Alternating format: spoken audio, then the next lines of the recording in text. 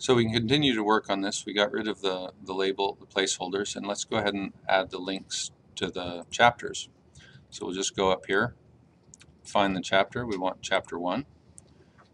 We could actually, let's do table of contents first. So I'll copy the table of contents there and jump back to the course, and I'll put that under the read and review from last week. So we we link to a file or website. We put textbook. We'll put online textbook resources table of contents.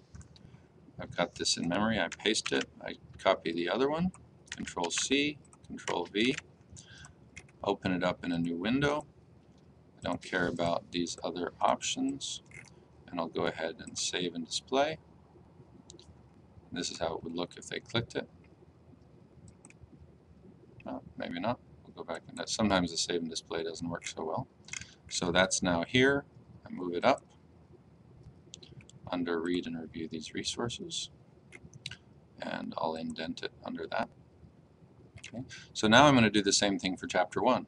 So link to a file or website.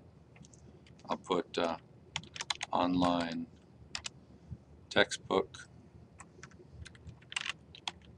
chapter 1 online textbook resources chapter 1. Copy that from there to there. Go to the page, hit chapter 1, copy that, paste it here, new window. I like to uncheck these so you can see this is where it gets tedious. I could almost train my kids to do this for me. This is very easy course building, kind of monkey work. Watch a good TV while you're doing it. Move this up, and I'll put it here. And again, we want to think about the wording once students get from there. Meanwhile, I'll shrink this down, so I'm just looking at this section. And I'm going to indent this. Chapter 1, so now I can delete that. That's just a label. So the only thing now I'm missing as far as a resource under read and review are the multimedia tutorials.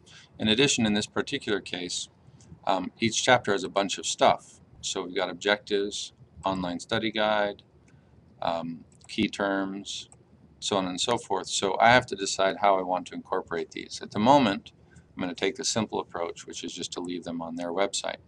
But I could actually come down and I could convert these into HTML pages and incorporate them into Moodle. I'm not sure that I really want to do that. It's nice to have everything in one place, but then it becomes a lot of work to maintain. For example, if some of these links break or we move to the 8th edition, then you've got to redo everything. And I'm just not sure that that's worth all the work it's going to take. They seem to have done a reasonable job of putting that all together here. However, when they have this online study guide, this is a self-grading tutorial.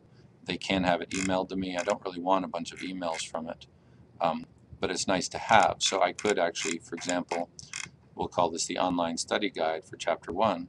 So I can copy this address and go in, and we'll make another one, link to a file or website, and I'll call it online study guide chapter 1, link to it here.